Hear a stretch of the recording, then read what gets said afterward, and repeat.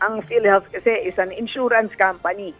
So, ibig sabihin nun, dapat yung premium is nakabase yan doon sa probability na magkakasakit ka, mau-hospital ka, at nakabase din po siya doon sa actual na charge ng mga hospitals sa atin. So, yun yung basically, ang doon dapat naglalaro yung charge na premiums sa atin ng PhilHealth na isang insurance company.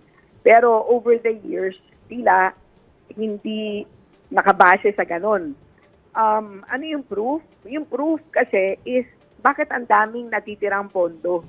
Yun lang yun eh. Kasi kung talagang meron talagang masusing actuarial study, dapat sakto lang talaga yung natitirang pondo every year. In fact, zero dapat yan.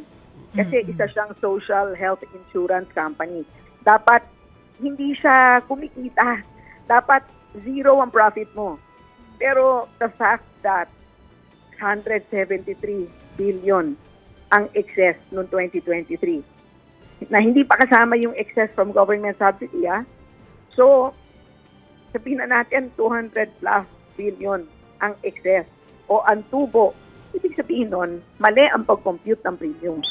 So, sa ngayon, nakapeg siya at 5%, klaro na mataas, pero hindi naman natin alam, di ba, kung ano ba dapat. So, why not? Babaan muna natin at 4% para conservative.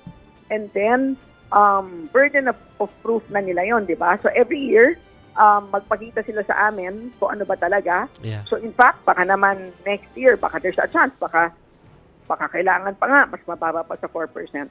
But we have to start somewhere.